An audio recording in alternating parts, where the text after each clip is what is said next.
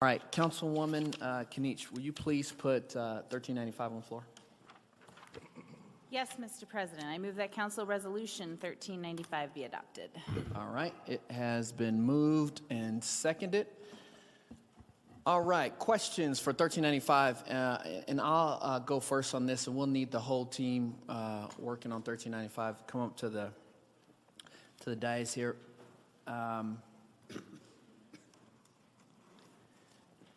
So there's a lot of discrepancy on the number of bores. Let me just start back.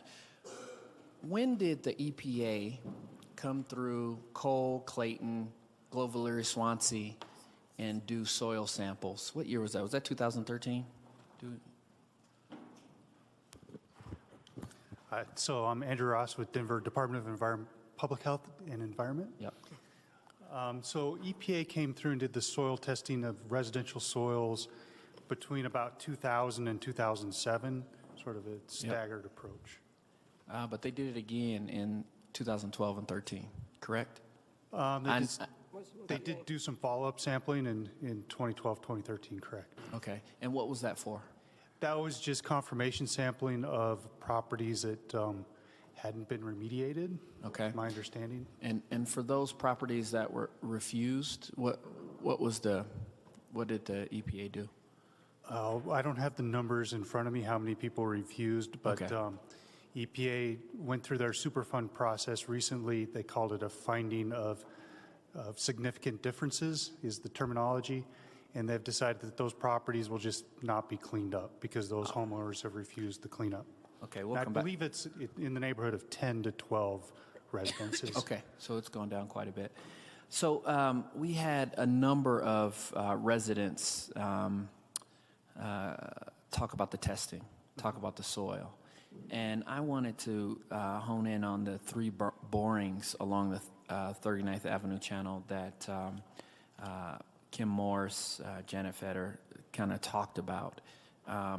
But I know that there's been a discrepancy from the administration. So can you talk about the number of borings that you have tested along the 39th Avenue channel? Sure. So keep in mind, we can only test properties that we have legal access to. So starting in 2016, we took 33 samples along the entire project through city-owned right-of-way. And we followed that up last summer, same right-of-way with 38 more samples. Okay. So we've taken 71 total in city-owned right-of-way properties. Okay. In terms of the private parcels that the city is now acquiring, we're doing environmental due diligence sampling on all those properties. The city didn't start acquiring those properties until November. Mm-hmm. And so we've been working through those properties as the city acquires them, and we haven't gotten any of that data back yet. Of the 71 samples, can you tell us your analysis of those 71 samples, which were hot, which, did not meet the EPA standard? Sure. So we did find, in terms of, I'll do lead, arsenic, and then other things. So for lead, we did find a lead detection above the EPA action level at 39th and High in one boring. Okay. And that was it for the entire project area. Let me just correct you real quick. How many borings did you do along 39th Avenue? 39th from Franklin to High. The whole thing is 71. Okay, just wanted to make sure. Right. Okay. So we did have two leads. Yep. I did hear you right. I just wanted to, just for the record. Okay, so you found one? I need to correct myself. Okay. So out of the 71 samples, there was a lead detect above the EPA levels at 39th and High, and one near Steel Street behind the Coca-Cola building. Okay. The rest were all below the EPA action level. So just one? Two. 39th and High and behind the Coca-Cola building. So two. So when you found this information, how quickly did you release it to the community? I don't know. I wasn't with the city at the time. So it's been up on our website since last summer. So it's been on our website for about a year. Okay. Can we get confirmation of that? I think sure. Jen Hillhouse was on the team. Jen, when these samples were taken, were they immediately released to the community? We're thinking, Celia was really involved in that. Is she not here? She's not here. Okay. So those were taken in the summer of 2016, and I believe that they went up on our website the fall of 2016. Okay. We try to get it up as soon as we possibly can. Speaking And- to the mic, sorry. please. Yep. We work hard to get it up as soon as we can and being transparent. We'll continue to do that and report out to the community. I can look back and There get you the was an exact email. time, but- There was an email that I received that was requesting that the sample soils be made public. Yes. Because they were not public. And now they are public. They are on our website. Okay. So they were never. There was always been transparency with those 71 samples. So yes, I believe they've all been on our website for a long time. Now, granted, it's not the easiest place to navigate to on our website. Okay. And I've tried to share the link with folks that have asked me. Okay. I'll come back. We have several others in the queue. Councilman New? Thank you, Mr. President. From the last comments we had about the soil contamination issues, I was waiting for the consultant reports, and I finally received those reports this morning after I asked for them. And I can understand, after reading and looking at it and the recommendations, I can understand some of the community concerns about what's going on here. And the thing that concerns me is something that Councilwoman Ortega started to talk about, is the materials management plan. It's, and if you look in, this, in the first report, which is 2016, it just starts off by saying, it is recommended that a project-specific materials management plan be developed for the entire project corridor. The MMP or the plan can be used to assist field operations, particularly construction, in preparing for the identification and management of impacted soil and allow for informed decisions with regard to reuse options of excavated soil that results from construction. Pretty clear, and the report last year says the same thing about the materials management plan, and I can't imagine why we wouldn't have that. All of a sudden, when I questioned about this plan, all of a sudden, a draft sort of mysteriously was appearing today, and saying it wouldn't be ready for 3 weeks now. Can you explain to me what's going on with this material management plan? Because I look at this as almost like a hazardous waste plan the city or a hospital that I'm familiar with would have, and as much public concern there is about this soil and what's going to happen with this soil, why would we not have this material management plan in this ordinance tonight? So we try to get the materials management plan done prior to any dirt moving activities, and we try not to do it too far out in advance in case we find more information in the meantime. Excuse me. So we're on track with what we thought where we'd be with the materials management plan. Purely coincidental that we got a draft from our contractor today, and we'll have it final in about 3 weeks, and we'll get it up on our website. Why is it not in the ordinance? I cannot find it mentioned a single word in the ordinance itself. I've looked through there, and I don't see it in anything at all.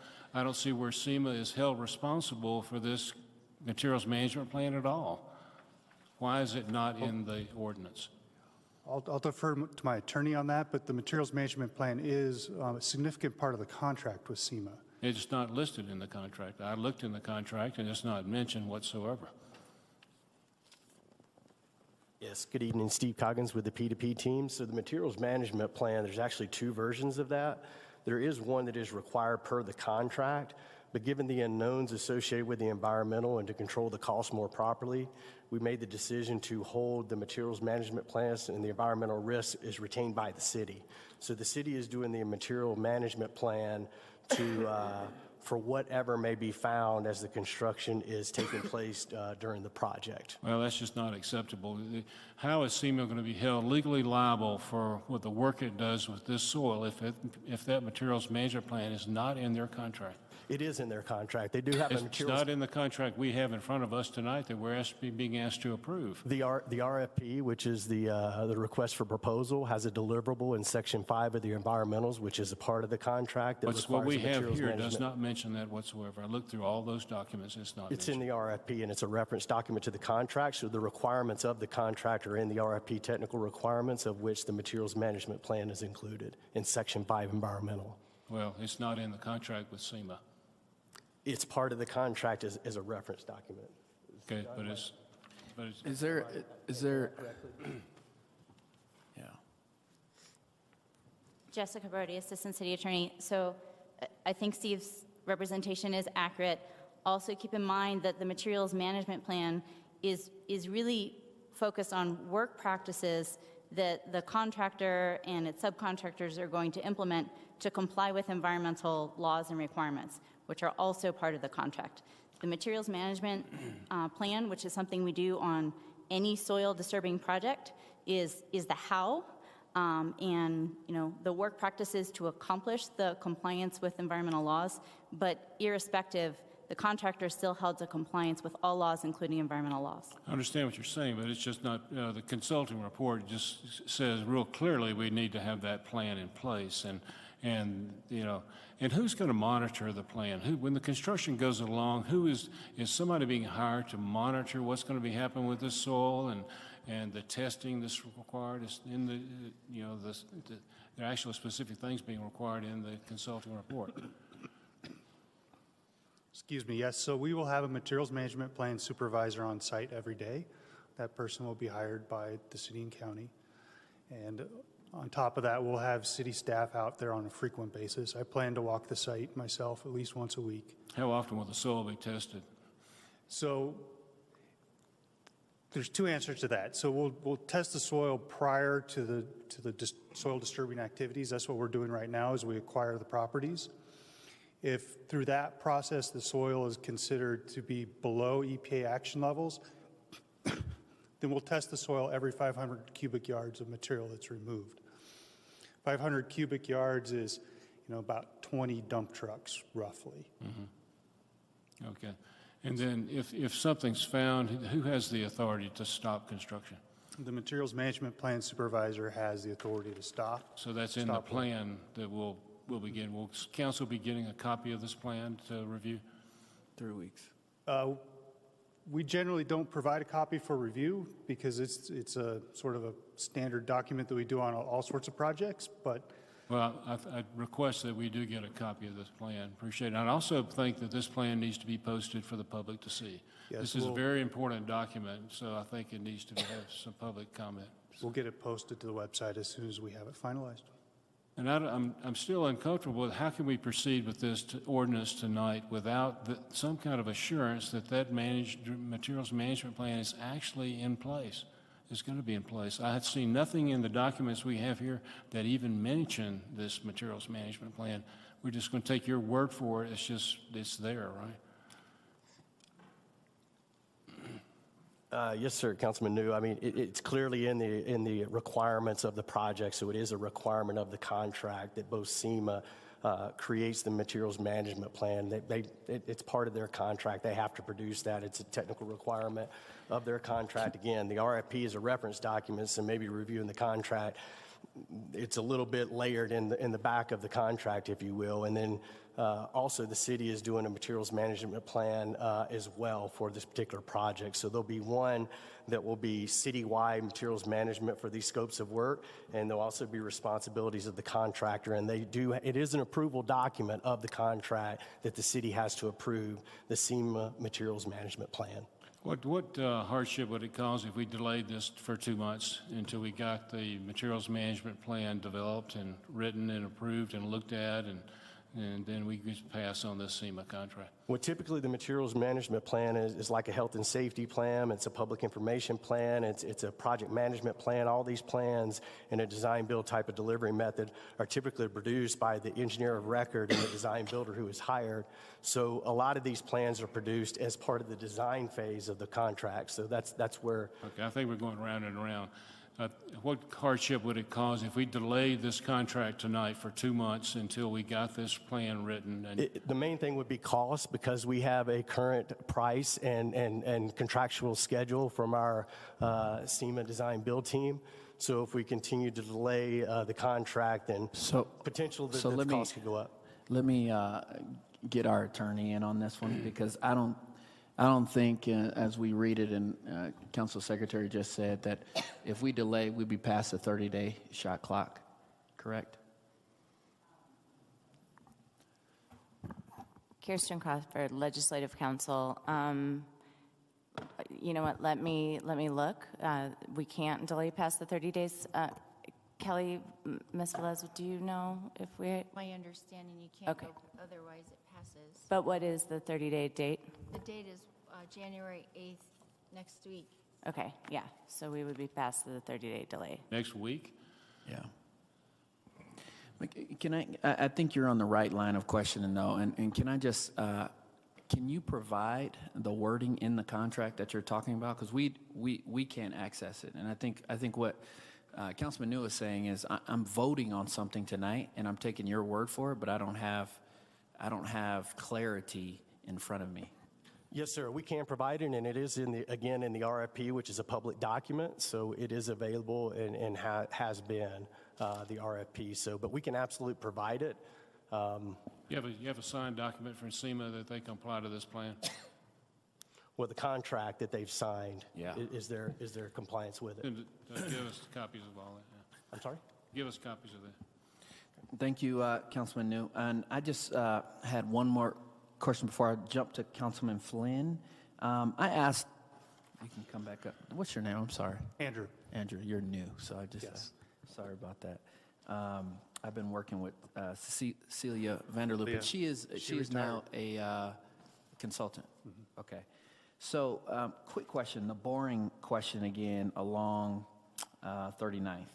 So you mentioned 71, but you also mentioned every 5 cubic feet you will be doing testing? Sorry, every 500 cubic feet. This is 500 when we're cubic. moving soil. So Got when it, we're out there got it. moving soil, Got it. we'll test it as we go along.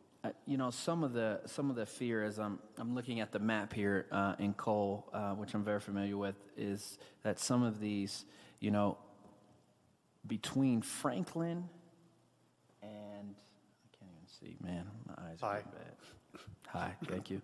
Between Franklin and High is where we have the most residential properties, where we've not dug up this kind of soil near residential properties.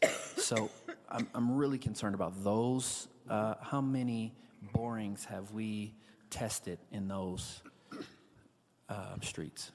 So again, we're still acquiring the properties. Yeah, And as of today. as of today, I think we've done about 7, but we're actually doing trenches because we've learned that we get better information out of a trench. So for example, Of those 7, how many are contaminated? we don't have any of the data back yet. We did find building debris in quite a few of them. So when Janet Fetter was talking about old houses on Gilpin Street, that's correct. There was houses there at one point in time. The common construction technique back in the day when you removed a house was to collapse it into the basement or the crawl space. When will you have So- the contamination record back? Hopefully in the next couple weeks. Okay. Labs are kind of slow right now with all the construction going on in Denver. Okay. Councilman Flynn? Thank you, Mr. President. I don't know who in the team might want to take these questions, Jason or Steve or Jen. Have we potholed 39th Avenue? What have we found? Andrew, what have we found? Yes, that was those 71 samples I was Right. And what, speaking of. but what have we found? Well, we found lead, arsenic, and polyaromatic hydrocarbons. In what quantities? So arsenic is ubiquitous in the environment in Denver. So pretty much every sample has arsenic. None of them were above the EPA action level except for 1, I believe. I'd have to check my notes. But the vast majority of them were below EPA action levels. Same with lead.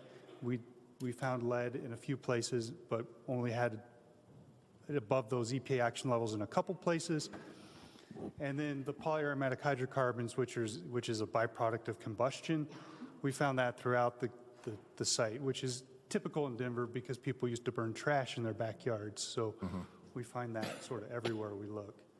Would you find if you went to Eastman Avenue in southeast Denver in Councilwoman Black's district, just let me pick on her for a second.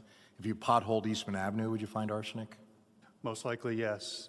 There's arsenic in native soils, uncontaminated soils in Denver. Okay, I've heard that before.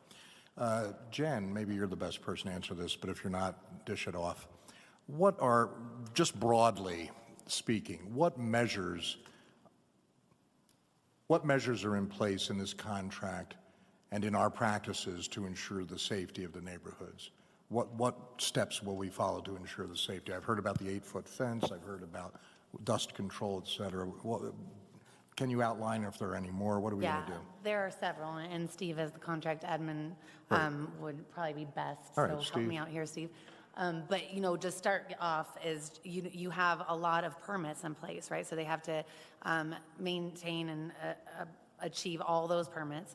And there are requirements within the contract, such as this MMP. They also have the noise and dust, fencing, erosion control. So the list of regulations that we have that they must meet is fairly long. And Steve, maybe you can Sure. expand. No, that's very accurate, Jen. There's a multiple of requirements that is required by the SEMA team per the contract. So there's air quality plans, fugitive dust plans. Depending on the scope, first and foremost, I'd like to say that they have to comply with all codes, regulatory requirements, and laws. But in addition to that, we require them to submit various plans for all these types of environmental concerns, and each one of those plans are approval documents for the city to approve before they become part of the contract. The deliverable is currently part of the contract. The finalized plan will be, as part of the design phase evolves, to turn that into a final deliverable. So air quality, dust, all kinds of environmental plans.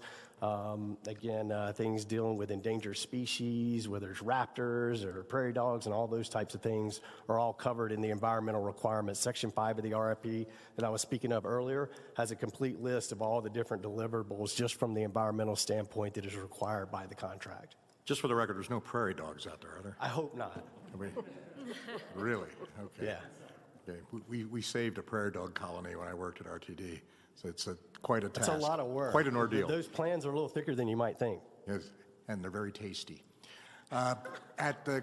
Jen, maybe you could explain, because we've heard a lot about global landing outfall and how the testing beforehand showed one thing, but then we took out a lot more. And Jason, actually, you were talking today earlier about what that actually represented. So maybe you could explain that.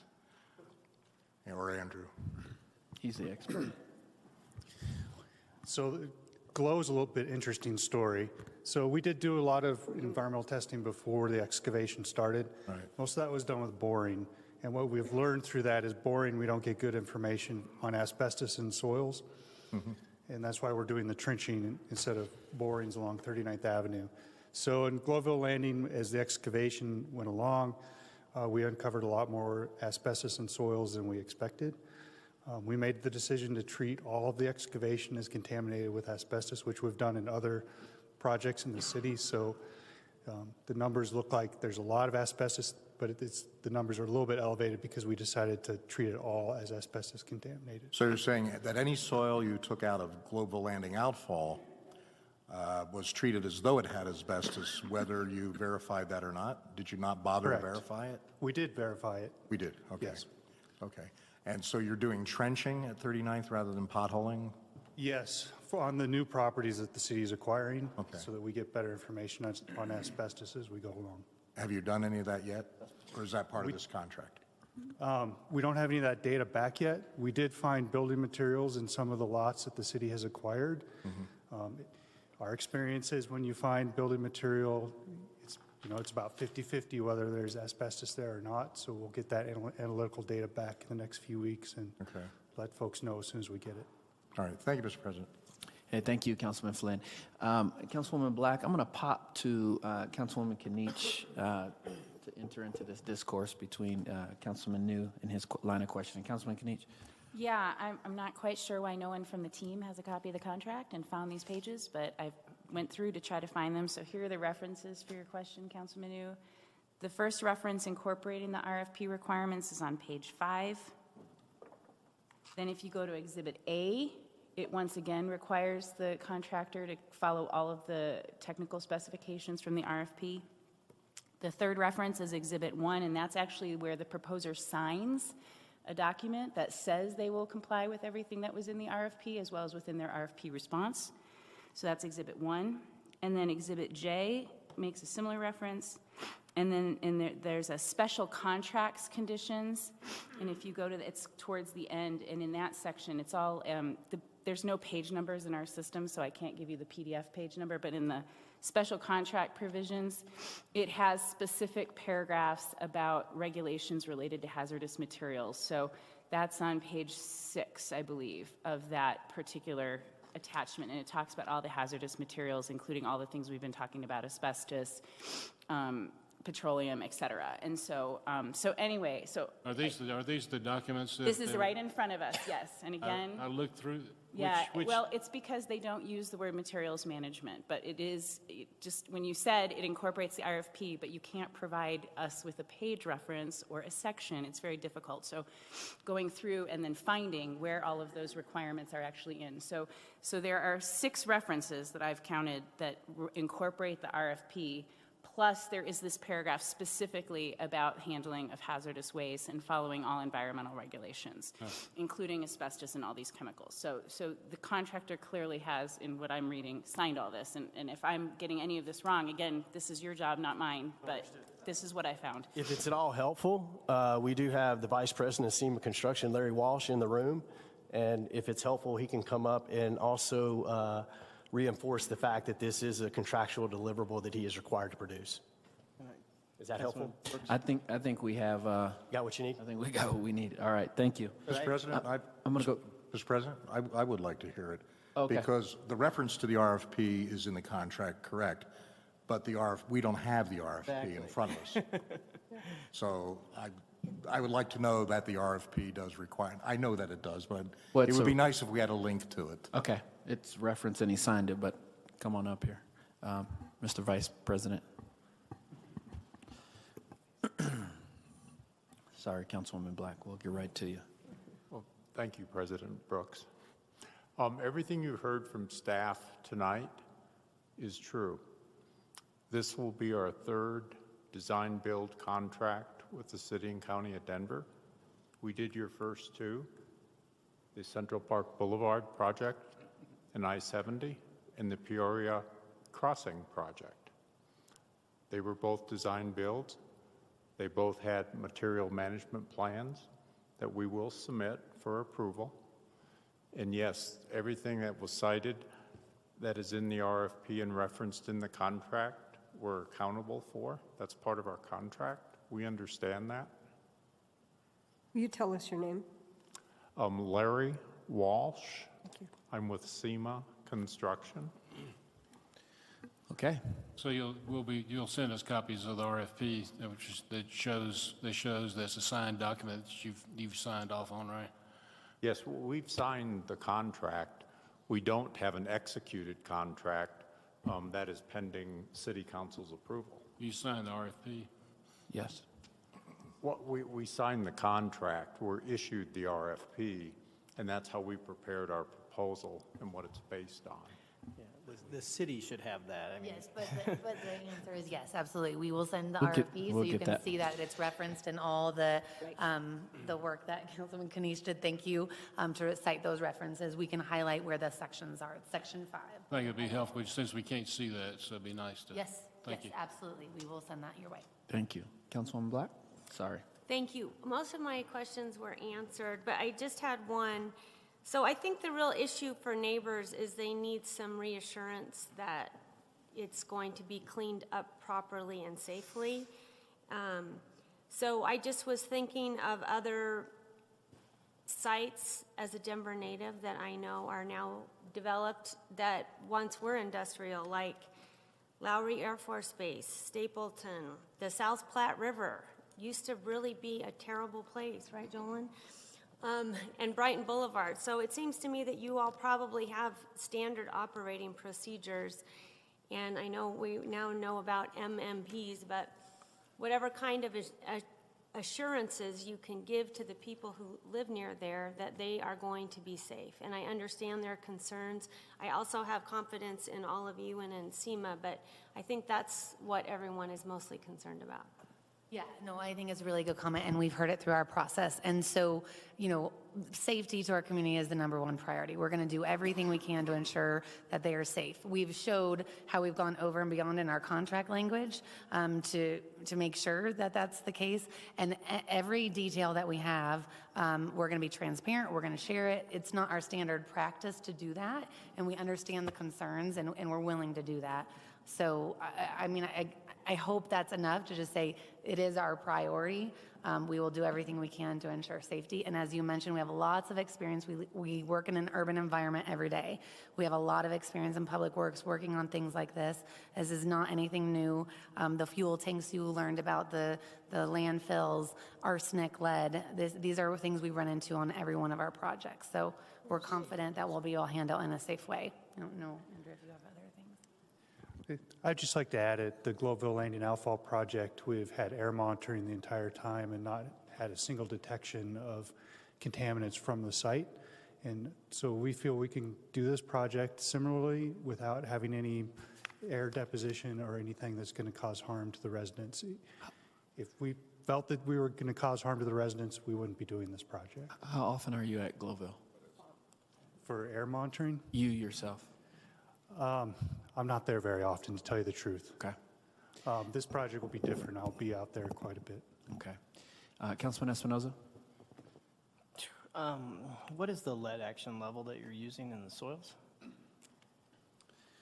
We're using the EPA Vasquez Boulevard I-70 Superfund site number, which is 400 milligrams per kilogram.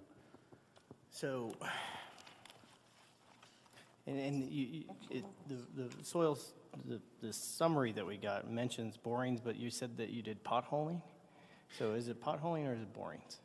Well, we use those terms interchangeably. So they were borings done in the right of way. So to me, a boring involves a soil sample, a drill Yeah, that, they were done that way. So not potholing. 'Cause Correct. potholing is just really literally digging up some dirt. And Yes, they were done with a physical boring machine, a drill. Okay. At what depths were the soils taken, the samples taken from? I'd have to check to be accurate because we did 2 rounds and they were done differently. But we were trying to characterize sort of the top 12 inches and then below 12 inches. So I don't have the exact numbers right in front of me. I get frustrated when we ask for soil samples and we get a summary that just says, we took 70 borings and we found 2 hot spots and that. I much would rather just give me the executive summary, but also then Sure, give we'll me get the that data. to you. Because that sort of matters. Because at 400, 400 is you couldn't use that soil to put on top of the lid that we're going to build. You couldn't stockpile 400 microgram soil, stockpile it, and then put it on the lid that is going to be the playground for the elementary school. That is an action level. Correct. Is it not? Yes, that's correct. So, and then this area keeps getting marketed as a park sort of space. Is that play area or not? So those soils that have elevated lead will be removed and taken to a landfill and replaced with clean fill. But so what happens with the soils that don't have elevated lead? And are we talking, what is elevated lead? So this is sort of the problem with not having an MMP and sort of moving forward without knowing what it is that we're dealing with and how we're going to deal with it which is why I actually don't see any problem with saying, let's kill this thing and wait 2 months while you guys wrap it up, at least our MMP, because now I'm confused that we have 2 MMPs. One that the city's doing and we're going to somehow manage, and one that the contractor's going to do and they're going to manage. So I will ask more questions on that. Sure. What is the real danger to our community and constituents with completing your testing, completing your MMP before proceeding with a contract? So, what is the danger in doing that? To continue what we're doing right now, there's no danger from my perspective. I didn't think so. So it now comes down to just dollars, right? Is that the concern from Public Works, that it's going to cost more money or it might cost more money? We've got the SEMA guy here. How much more could it cost for you guys to wait 2 months? You'd be surprised. Those delays do add up, and it's also risk of But our he's contract. going to eat a whole bunch of So if unknowns. you want Larry, but a risk of our contract, right? Delays and those costs. And really, this is just the standard way that we do business. We do an MMP. We will make sure that that's in place before we move any dirt. And MMP is a process. That's It's a not going to give requirement. you the levels of the lead and arsenic. It's what we do. It's the process in place. It's very a standard document that comes along with any project. I'm not talking about the sort of standard operating procedure So one of my problems in prior government work that I had done was the lack of due diligence on things that we could know before we entered into any agreement. Not saying that we couldn't mitigate anything that we found, because we certainly have enough resources and technology and skills to do that. But we could know the problem, and then the right-of-way and land and requiring and all this thing, we could be testing, and come up with a full report and say, this is, to the best of our knowledge, the totality of what we might find. And even this tells us, has huge question marks on it, because we never truly know what we find until we start digging. And what you're simply saying is, well, we're just comfortable starting that now, even though we have people that live in immediate proximity to this operation going, we want to know more. So what is the real danger if it's just simply some dollars to SEMA for us doing that extra due diligence and getting people familiar with, this is the level of lead we have in the soil. Arsenic is consistent with other samplings that we've taken at other projects that we've completed with no health hazards or what, in doing that. No, I think it's a great concern. We want to do as much due diligence as we can to minimize our risk as an owner. I think, and Andrew can come up here, but I think he would agree that we feel like we have done the due diligence that we need to understand what the risk is, and we will continue as we acquire these properties. So we've done everything we can.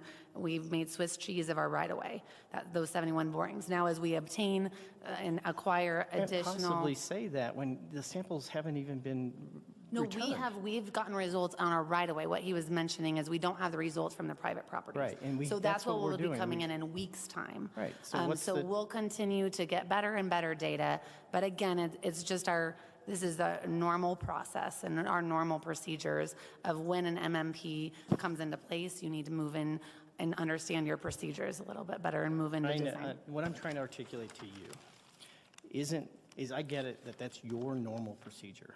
But it's not every day. Well, it is sort of every day that we go into sort of toxic, hazardous conditions. But it is not every day that we go in at this magnitude, this scale. And what is the real danger in fully completing our takedown of land, doing all the testing that we would normally want to do to sort of ascertain the scope, the level, the best of, I know that you're comfortable because that's what you do for a living. But what about the layperson that is like, hey, you're digging up, you're kicking up dust, some guy's going to maybe have a hose on it, might be working on a weekend and might not have a hose on it, might be doing it on a holiday. What should I be concerned about and when? Who am I going to report to and why? What should I do with my kids during this period of time? Because I can tell you that 400 micrograms of lead is an action level in a play area.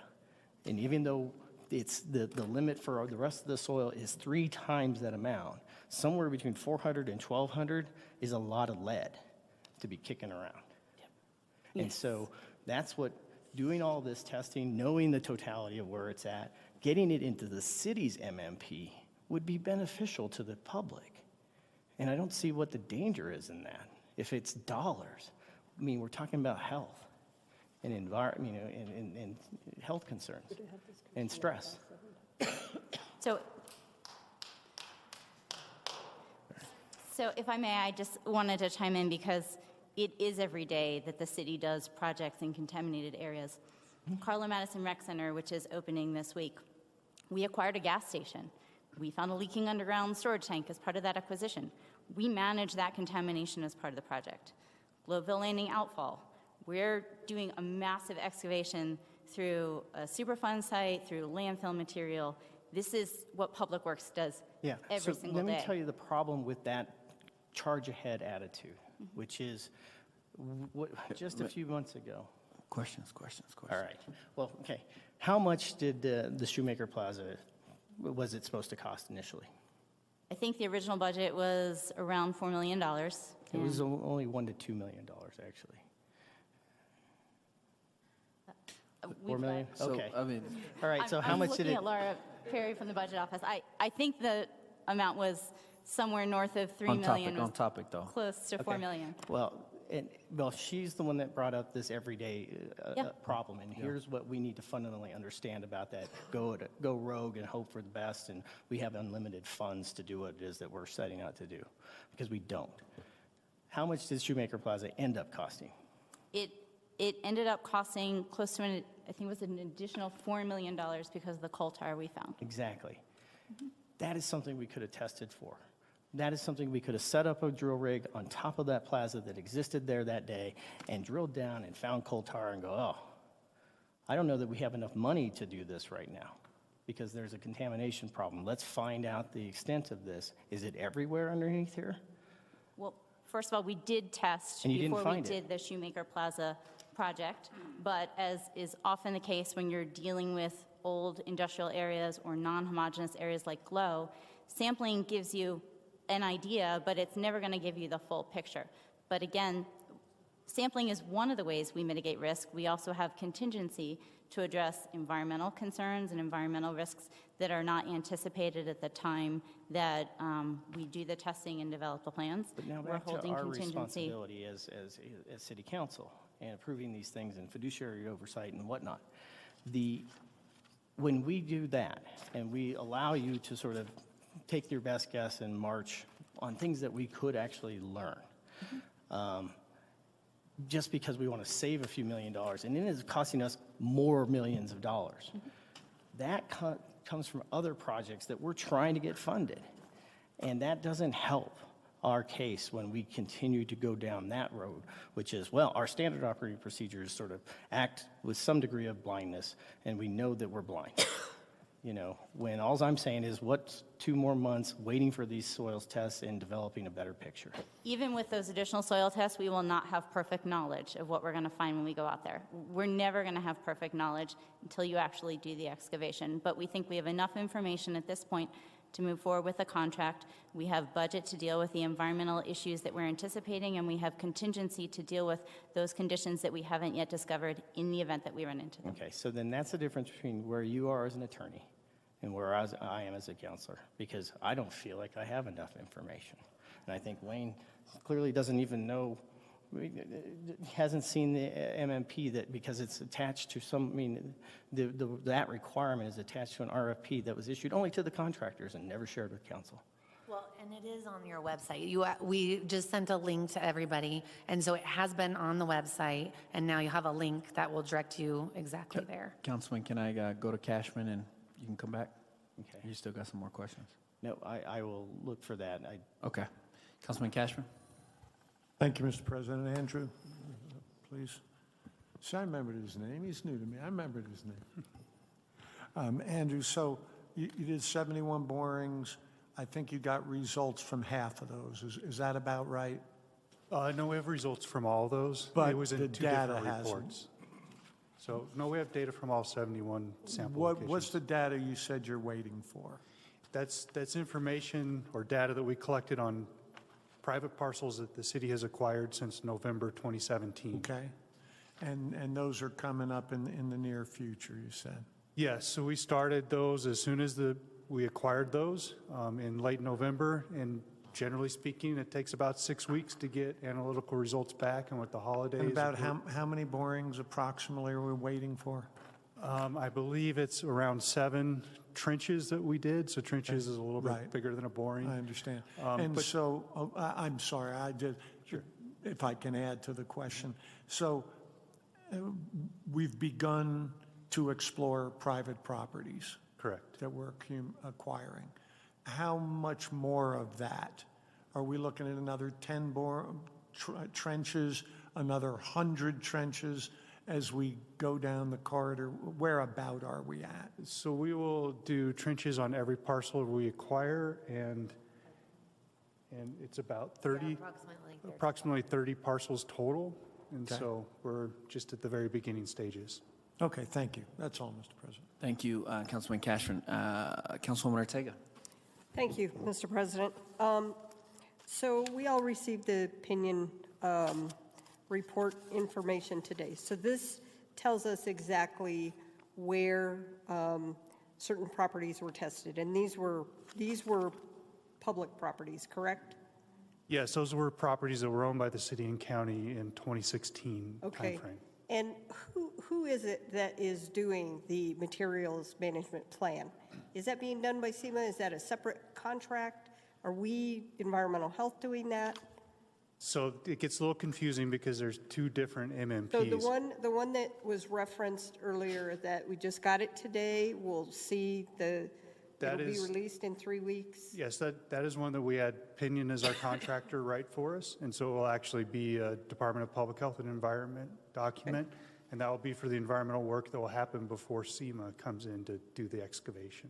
Okay, so just to be clear, though, the borings that were done, that were part of this report, is what the materials management plan is based off of, knowing what contaminants we've found in the soil, sort of generally where we found them. We know we need to do more borings on the private property that we're acquiring because we haven't had access to that, correct? That's correct, but we also did sort of desktop evaluations of the private property so that we have ideas where there's potentially building debris, potentially underground storage tanks. So those things that we think we know from looking at old maps are in the MMP. So based on that data, that helps you determine where on the properties to do those borings? Correct. Okay, and typically how many borings on each property?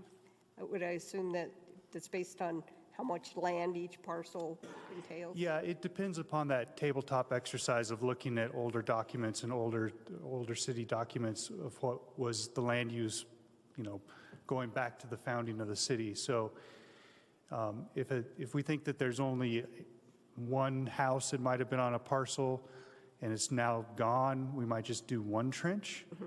But if we think that there was multiple things going on that property, we might do multiple trenches.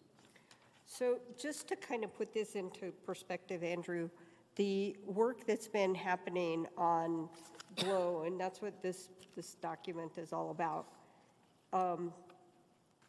because of what was on that site, is it safe to say that we knew that, well, first of all, it's an EPA operable unit, so the minute you get in there and start tinkering around with the soils, it throws you into that EPA oversight, which is different from the 39th Avenue channel, because we're talking about parcels that were not residential, unless they were some of those where property owners chose not to have work done on them.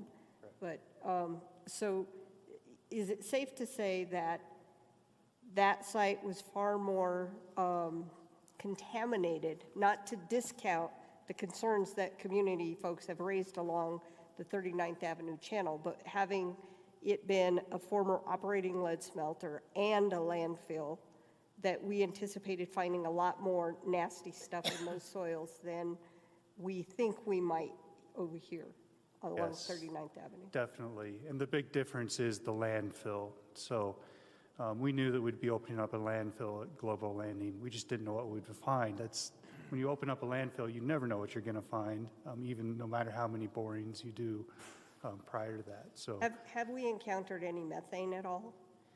Surprisingly, no. Okay. So methane has not been a problem at Global Landing. Okay. So just the last thing, the federal law, the Resource Conservation Recovery Act, really is what ensures that we have some of these various procedures in our contracts to ensure that we're not just making the contractor follow what we tell them, but it's what the feds mandate that we do under RCRA. Correct? Correct. Okay. And the materials management plan is really a reflection of environmental law and regulations, so all of that is built into the MMP. Okay. Thank you. I have no further questions. Thank you. Councilwoman Ortega, I'm going to ask a question to my engineer, flood. What, Bruce? Yes, in the back. Thank you, sir. I have a question for you around, we're talking about, this issue came up to me in 2013 when the EPA came and said that we had hundreds of homes who they had not tested yet. And so the fear came up to me is what's happening on our current environment when flooding occurs in the dirt? Like, can some of these arsenics, lead, and issues get, on a flood, travel through our neighborhood, in our houses with our kids? How at risk are we in this neighborhood of Cole? Council President, honestly, I'm not the right person to answer that question. I deal with the stormwater that kind of can't get into the pipes and runs on the streets and gets pretty deep and goes into crawl spaces. So I'll have to defer to the EPA and the DDPHE people on that. Okay. Sorry Can about anybody that. answer that question? My question is, are we at risk? I had this question come up from a community member of, if nothing is dug up, are we at risk anyway in our own yards and things like that, especially during in May when it's the rainy season and it's flooding and things like that? Well, there's always a potential that there could be a problem if there was enough rainfall to wash that dirt into a receiving water and go on downstream. But you have to have an exposure for there to be a problem in your body. So you have to drink that water, which I wouldn't advise anybody to be drinking out of the gutters. So, as long as it's, normal processes, it is going to end up in the South Platte and go downstream. But that's going to take a really extreme storm event for that to happen. Okay. And then quick question before I go to Councilman Espinoza, and Jen, you can probably answer this. The number of, I did get a chance to talk to some of the folks who were a part of the group that you had of neighbors. What'd you call it? Design work group. Design work group. How many times did you guys meet? In the past, we met, it really was topic driven, but it was basically about every 3 months. Okay, and how many people? Sometimes monthly, as information came in, if we had that amount of information, but consistently we met about every 3 months. How many people were in the design work group? It varied. I think what we have on our list is about 17 people, and that would vary in attendance anywhere from, 7 to the full amount of people. Okay, and those were all folks who were in the impact zone, which I called right on 39th, between 39th and 38th. Were they all folks who lived right in that area or all around Cole? Yes, really, you also had an RNO president. We have the PRAB representative.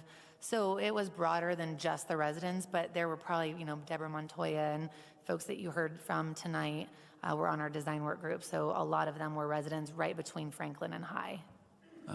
Was there anybody in the design work group, and I don't know because I know a lot of folks have left because it's late at night, but who spoke in opposition? Do we know if anybody from? No, not that sat on our design work group. He, Ed would come as a guest and he would speak. Yeah. And so we had opportunity for that and they could listen, but that was actually on the design work group. Okay. Ed So, was not. Mr. Armijo. Okay. Councilman Espinoza? Yeah, so I followed the link. There are 8 attachments there. There is not a single RFP. The closest we get is a reference in the contract, Exhibit I, the RFP response, which it says incorporated herein by reference as amended and supplemented by Exhibit IA. A1, sorry, which is not attached. That is simply Exhibit I. So I don't have a copy of the RFP. Never get them. Okay, well, we thought Angela said that she sent you a link. Did you click on the link that Angela had Correct. sent? And so I immediately had responded back to her and said that what we were looking for is the RFP submitted to issued to the contractors. She sent me a link to the. Hold on real quick. Councilman New, did you see it? I looked through the same. I didn't see the RFP at all either. I looked through every one of the documents. It seemed like 1,000 pages, but I didn't see anything in the RFP. Yeah, John McGrath, City Attorney's Office.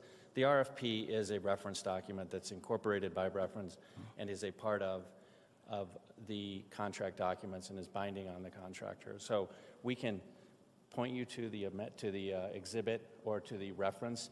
The RFP is a lengthy document, including the technical specifications and technical requirements is probably over 300 pages. So physically attaching it to the document that you see in front of you hasn't been done, but it's incorporated by reference in various places in the contract. And unfortunately, I didn't come with a hard copy of the contract with me, but we're happy to get you the references to the various places in the document. And this is not, you didn't do anything wrong. Trust me, you didn't do anything wrong. This is sort of normal, right? That the RFP is something that gets issued very early in the process, and the contract sort of as a result of that. But we're talking about these hazardous materials and how we're going to treat them. And to Wayne's point, it brought up this question, and then we ended up in this crosstalk where it sort of it all has its genesis in the RFP. And all I'm saying is at this point in time, we do not have that, and we didn't have that. And so we wouldn't have been able to even connect that dot until this very conversation, which is, again, why I'm sitting here sort of going, well, what is the danger in us taking a little more time and trying to understand? Because now we learned that there's not one but two management plans in place, one that is going to be managed in within the contractor's purview and one that is going to be in the city's purview. And I don't understand that division of work, to be honest. And so there's a lot there that is, and that is the crux of the concern that we've heard, is about hazardous materials and the impacts that it has. And so what it's done is it's raised more questions than it's answered for somebody like myself. And so I'm looking for the source documents and the follow-up sort of drafts if we don't have the one we have today, at least a sort of example of what we might do on a similar project, maybe the Gloville Landing, for an example, to sort of see how we merge these two overlapping seemingly management management plans. Well, I think as has been described, this is a design-build project. That's the delivery method we've chosen. And in a design-build project, it's really an evolving process. You start from where we are today, and we're at a limited level of design right now. And I think, as Jessica mentioned, that as the process evolves, you get more and more information, and then you act on that information. So material management plans will evolve as more information is revealed during the course of the project. And so what we have in the contract is the requirements. The requirement is for the contractor to deliver a material management plan. The city then has the right to review it and approve it, and it's an evolving give and take process. So to say, well, let's wait until we get 2 weeks or 2 months or some number of days further, we won't get any farther in design during that period of time, or we won't get any farther with our on-site work. And so we'll be pretty much in the same place 2 months from now as we are today, because that information will not have been evolving, and we will not be learning more about what it is we need to deal with. We know a certain level. We have done due diligence that tells us what's on our radar, and then as the process evolves, both in design and on-site work, we'll continue to fine-tune that. So maybe my confusion is actually, maybe it's the wrong term. Maybe it's the fact that we've been sort of treating this as two MMPs is the way it was discussed.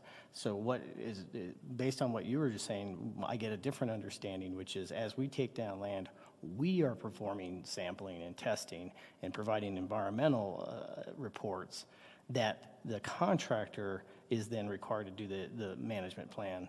And then we will review it. We don't actually we don't produce our own. Well, in this case, on the land that we take down, we are doing our own analysis, and that will be a city responsibility for those properties. Then as the project evolves and we're disturbing soils, there'll be a contractor-generated materials management plan that we will then review, approve, and administer. Through separate testing or through doing your data? Through further testing. Okay, Yeah, thank you. Real quick, if it's helpful, Councilman New and Espinoza, that Ms. Happy Haynes did email the technical requirements to all you guys, and it's about 200 pages. And on page 45 is the beginning of section number 5.0 of an environmental, and on page 52 shows the deliverable of the contract for materials management plan, as well as the other environmental deliverables required per the contract. And one of the things that may help to clarify just a little bit, in typical business that we do a lot of design bid build, right? And typically the materials management plan is a function of the design. Under the design build, we can't do those types of plans until we've hired the engineer of record. And that's who SEMA now is. So as they develop the design under the design build delivery method, the materials management plans and all the things you typically would see in a design bid build will be produced and approved by the city as part of the design phase. Thank you. Councilman Flynn? Thank you. I think that got to some of my questions. Just some simple yes and no's. Materials management plan is not a document that tells us what's in the ground. It tells us how we're going to handle what we find in the ground, correct? Right. Yes or no? That's correct. Thank you. So SEMA can't develop the MMP until it has a contract. Is that correct? Mr. Walsh, you're not going to do that for free, I suppose. That is correct. That's okay. That's an unusual concept, people wanting to be paid for their work. So, so the MMP will be developed by SEMA after they have the contract, and it will be a plan reviewed by the city, and they won't move a shovelful of dirt until you approve that. Is that correct? That is 100% correct, sir. All right, thank you. Councilwoman Ortega. Okay, not to beat this dead horse. So we also have our own material management plan that's been done by Pinion based on the borings that we've had them do for us on the properties that we've already tested, and we're starting to do that on properties we're acquiring, which is per the contract that we just approved, right? Correct. And so that's our own guide for what we know is in the soils. Our management plan tells us how we believe they should be handled, and then the contractor will go do that as well. And hopefully they're not going in the same boreholes. They're looking at other locations on the parcels that they're going to be doing any of the sampling. Correct. So the MMP that we're developing will be for any remediation work that we do prior to SEMA taking over a property. Okay. So if we find something, we're doing that cleanup at the. We'll do the cleanup under the city's MMP. Okay. So where is that covered in the costs? If we're doing that cleanup initially, I mean, I just assume that was part of the work the contractor would be doing. Yeah, so within the contract, we just have what's already been in the RFP documents, and that's what SEMA has agreed to as part of the RFP. We do have an environmental bucket where we will budget a budget where that additional cleanup will come out of. So we do have something set aside outside of SEMA's contract for that cleanup for those private properties. So just to be clear, getting back to the big picture budget, do we have a contingency in each of the budgets and then an overall contingency left in the total? We do. Okay. So the way we developed all the projects is every project has its own contingency. So City Park Golf Course has one, Glow, 39th Avenue, and Park Hill all have their own contingencies. And then we have an overall, what we're calling a program contingency. So the program contingency is kind of for those unknown unknowns. And we would expend our project contingency before we would go into that program contingency. Okay, and not to convolute this, but we have a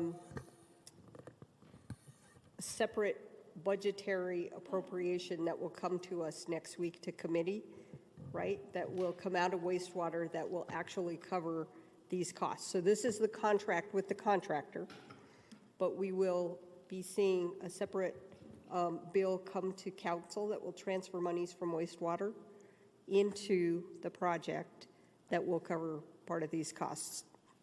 So there will be another action that we'll ask you to take for issuance of bond money. Right. So as part of the rate increase, there was a bond issuance in 2016. Right. And that was for about 77? 130 million. And Laura's coming up, so I don't say the wrong numbers. And then this will be for the additional amount to get us up to the 206, which made the 206 for the bond part of the 298. Okay. I just thought it was important to mention that so it doesn't come as a surprise to you when that part of this project moves forward. So Laura, is there anything else you wanted to add? I just want to clarify, there were two actions that was, let me introduce myself, Laura Perry, Capital Program Manager in the Department of Finance.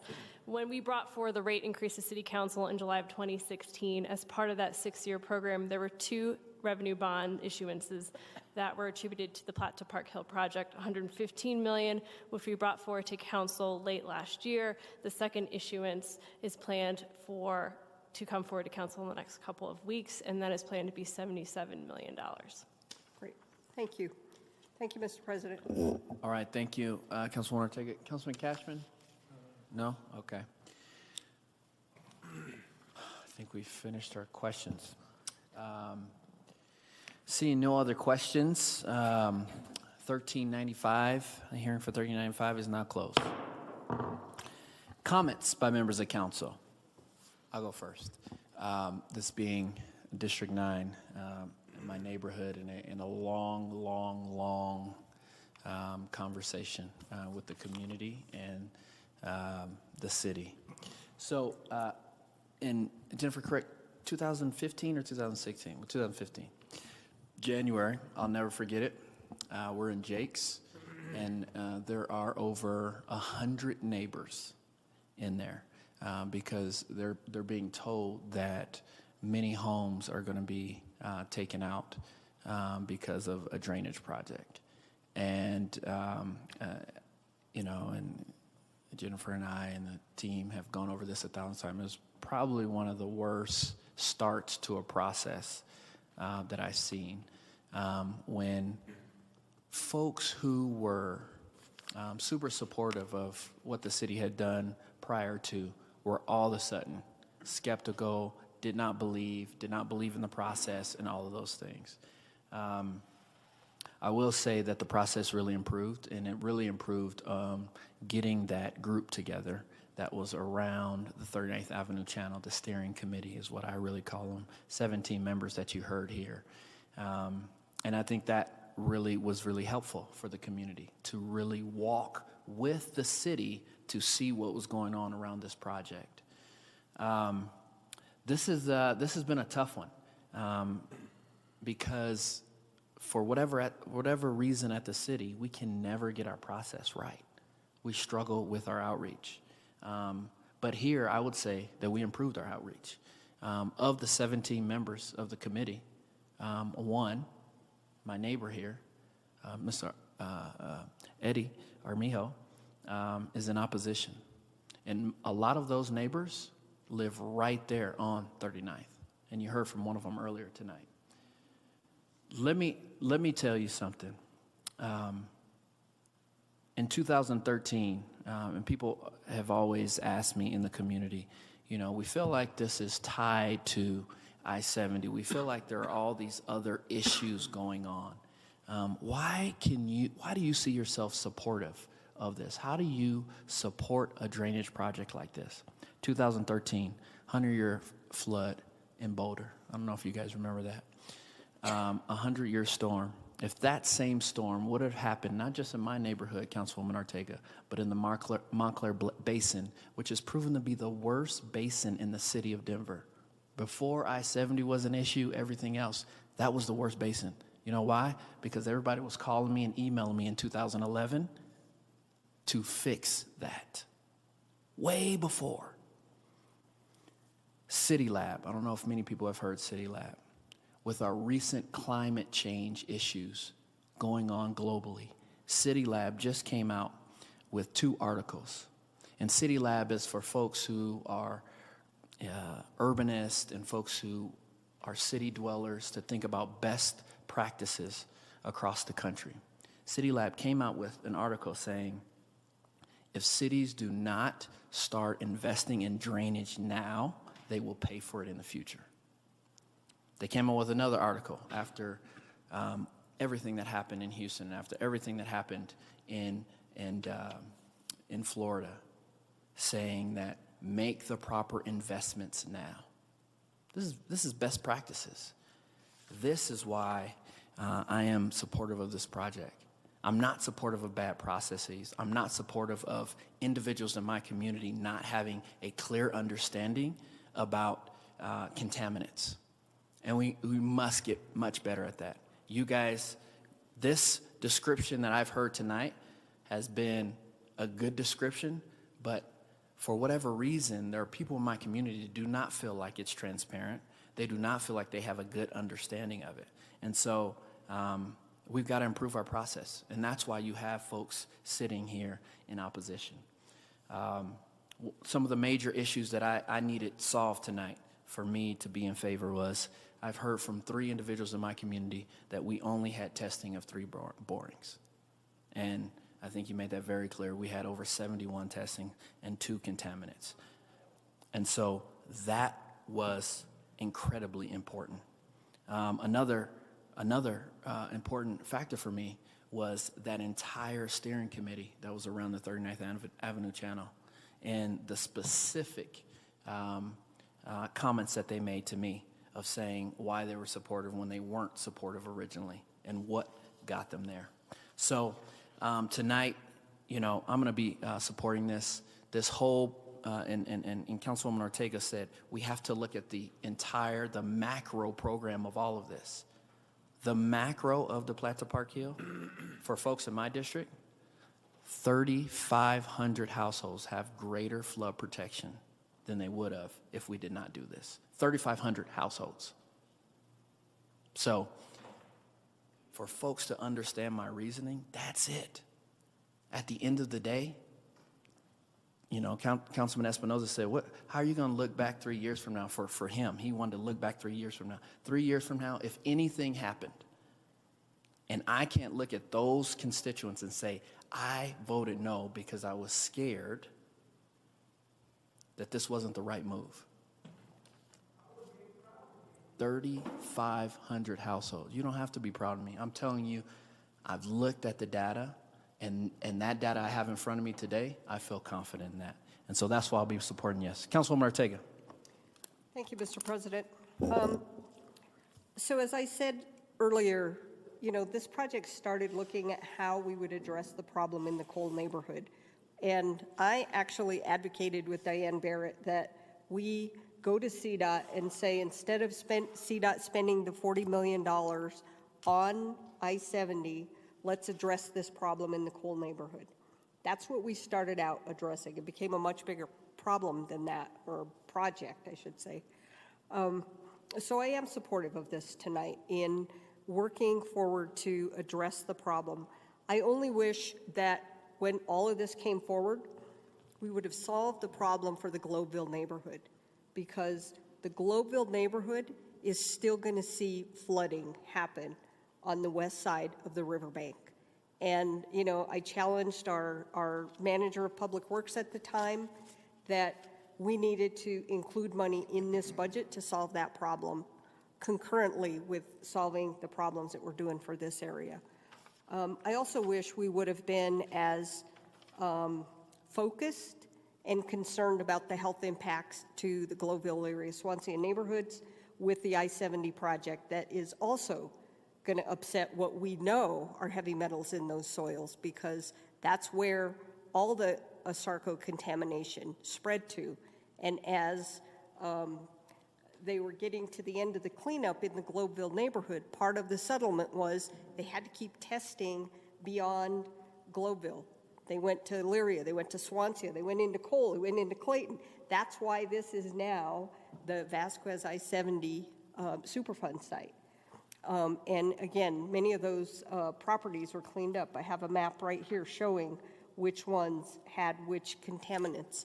We also know that arsenic was something that was found in neighborhoods all around the city. And in the Globeville neighborhood, they used to have a Yellow Front store that sold fertilizer.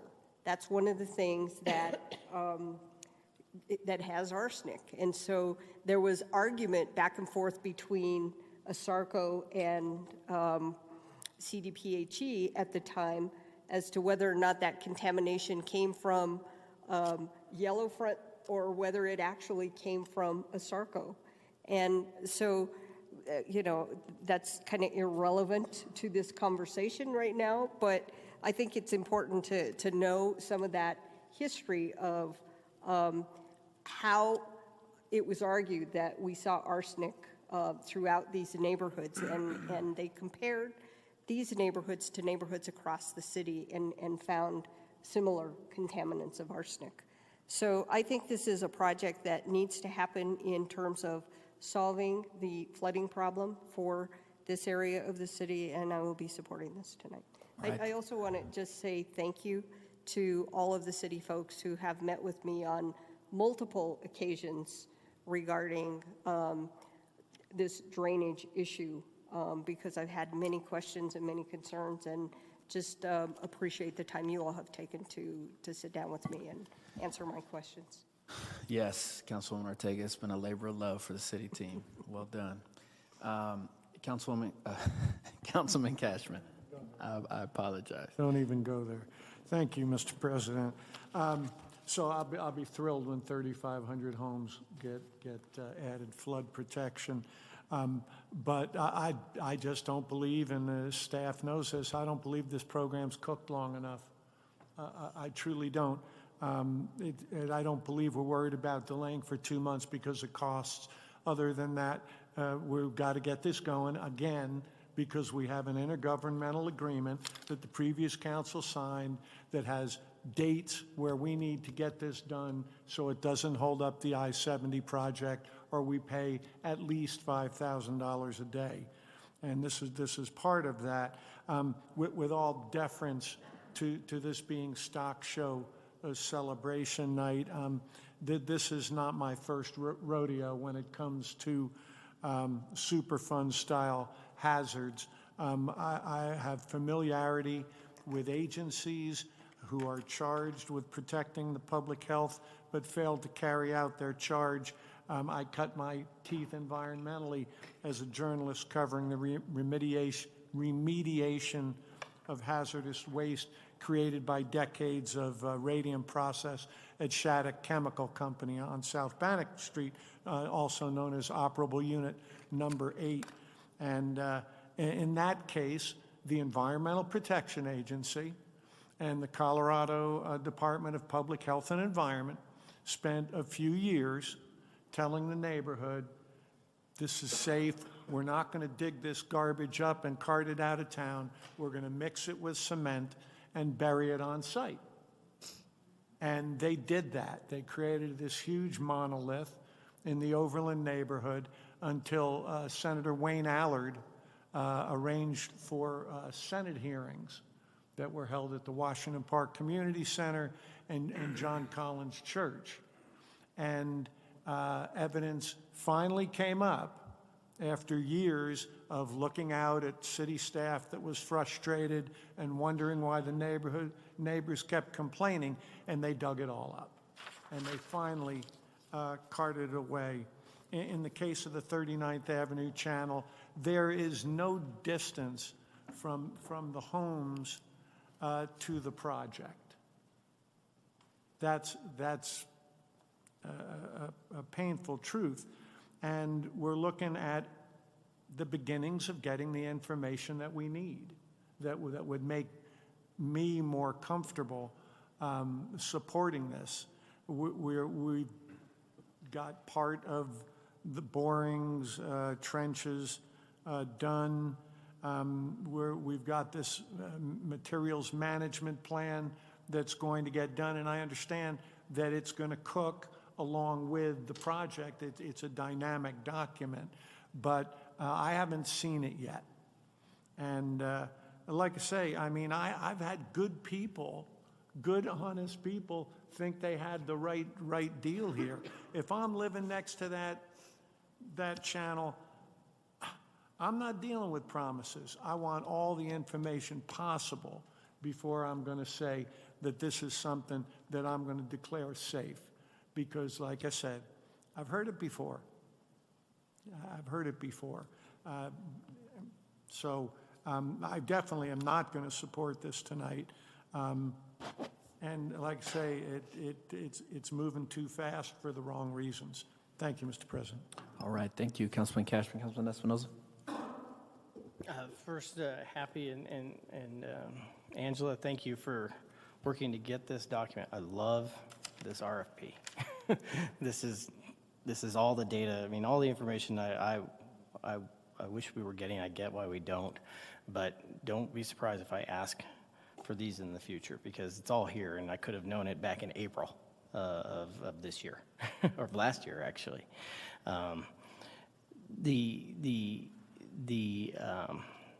So something I don't know that, I sort of wish the whole room were still here. Something that I think staff may know, or maybe may not, but I don't know that the general public knows, is that of all of these two basin drainage projects, this is the only one that I actually genuinely love. I like this project. I don't like that it's a stormwater project for CDOT. I do like that project as a stormwater project for North Denver and East Denver and everything north of 39th Avenue. I do wish we were piping from City Park and more from Park Hill Golf Course over to this, because it certainly has the capacity, given those ginormous conduits that we put over at Globeville. But then I don't like what we're doing to Globeville and the Platte River there, because I do think, but I mean, this has got the potential to be a better version of our Lakewood Gulch. Something, if we were to take better advantage of the development opportunities along the north edge of this, something akin to Spear Boulevard, the Cherry Creek thing. And so you're sort of accommodating multiple, you're creating a good public amenity, you're creating a healthy environment, you're cleaning up toxins in the process, and you're far exceeding any sort of stormwater needs that we had established in our 2014 master plan by huge amounts of acre feet. So if it were me and CDOT wasn't part of this damn picture, this is the one project, the opportunity we should be taking, and we should be funneling everything into this. But we should also be doing it right. This RFP lays out an acquisition timetable that goes all the way till mid next year, or this year, so June of this year. And so to me, there's nothing, it's prudent. It's dollars, but hell, the market might change. Trump might do something stupid, and all the things that we do, we love, hope, and dream for are in a something. The market is vulnerable. It always has been, it always will be, and it's our decisions that sort of help support good things and bad things. And so what's tough is at a time when we have record high prices in construction, and we just leveraged hundreds of millions of dollars in the National Western Center and DIA, the airport, and this stormwater thing, and now bonds. There's no shortage of work here. There's shortage of workers.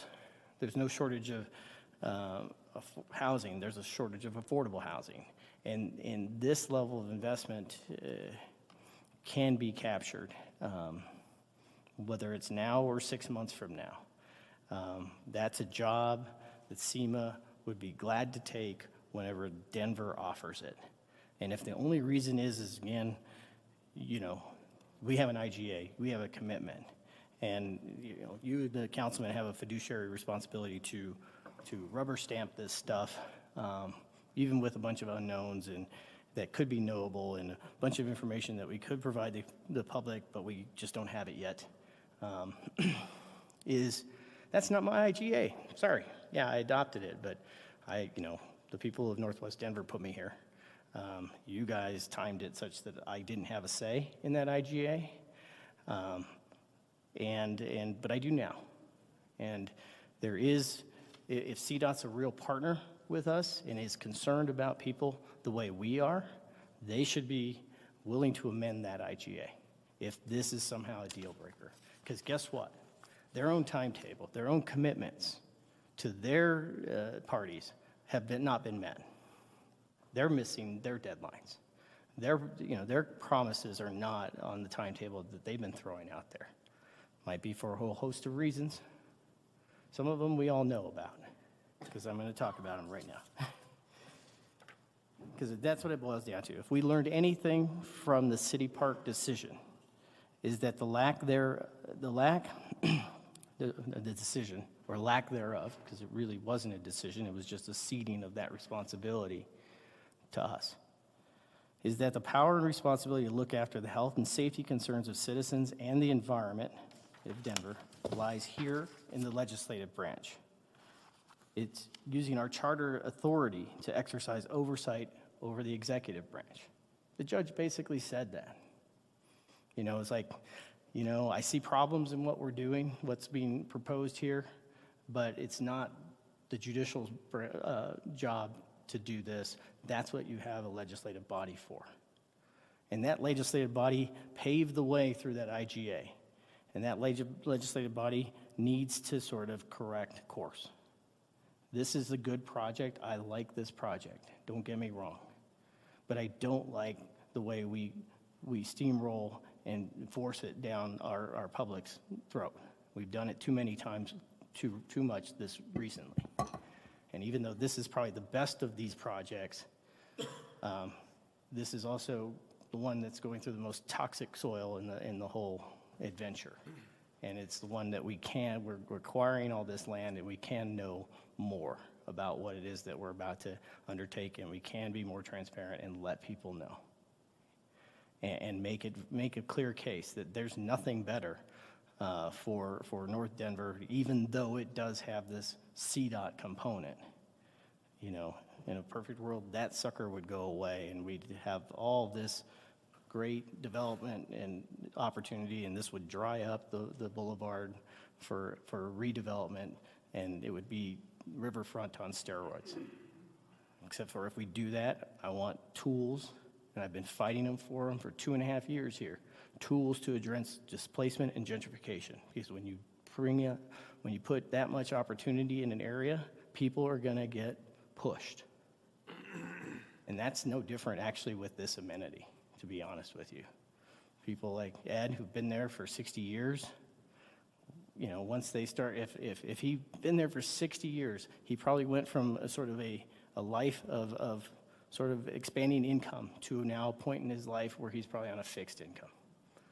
And when we do this sort of level of investment, and his property values continue to go through the roof, and his fixed income, but his cost of living and life expenses go up, that's who gets pushed out. And we still don't have tools for that. But it's been stated time and time again that we care about these citizens. It's going to be in the home plan. So I'm going in a whole bunch of areas, but these decisions, these investments in infrastructure matter. And we're blindly going into the dirt here and readily chalking up to the fact that, yeah, we know that there's millions of dollars worth of unknowns there, and that's okay. But that's millions of dollars that could be doing other things for this city.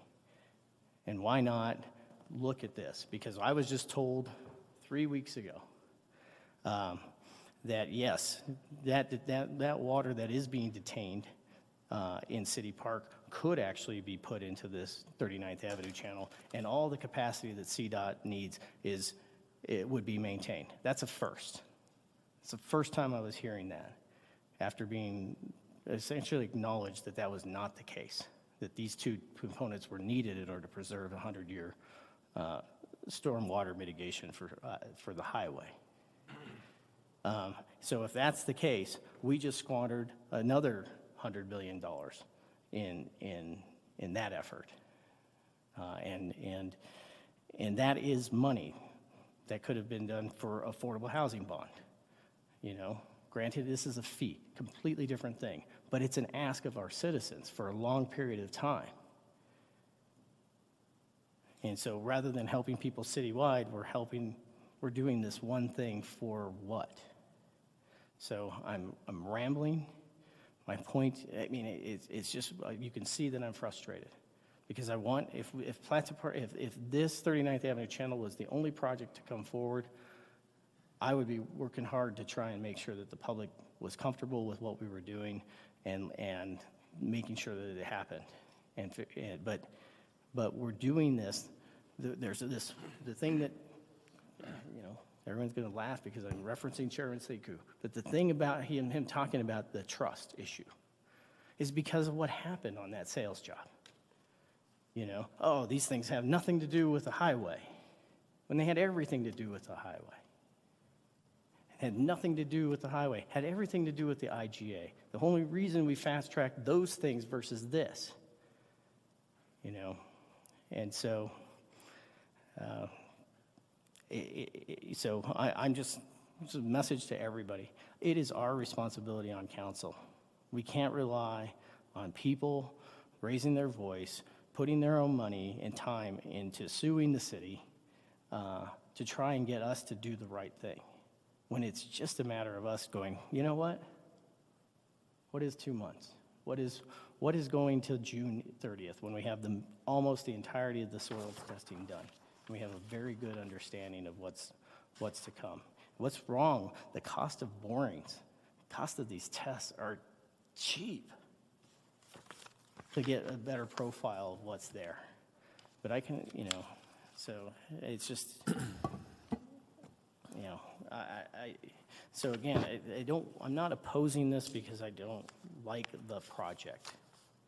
I am opposing this because I don't think it has to happen right now, today.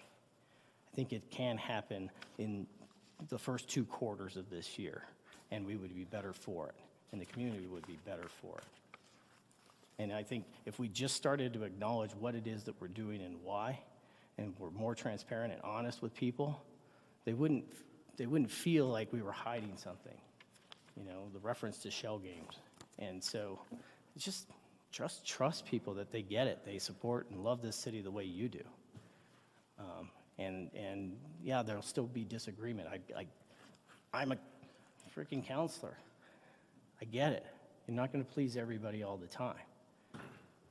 But I found that, meeting them in a place where they need to be met and being honest with your responses goes a really long way, and not trying to sort of obfuscate and obscure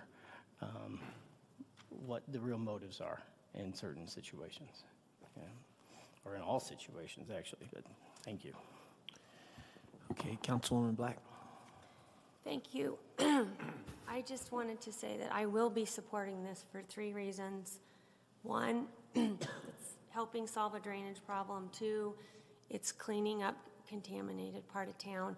And 3, it's creating an incredible 12-acre park, which is a huge amenity for the community. I've said it at every meeting.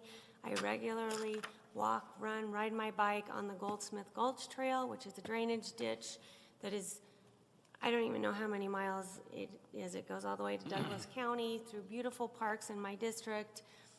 The Harvard Gulch Trail, which is in Councilman Kashmann's district, but close to my house, I use regularly. Beautiful opportunity to create a recreation space when we're solving a drainage issue.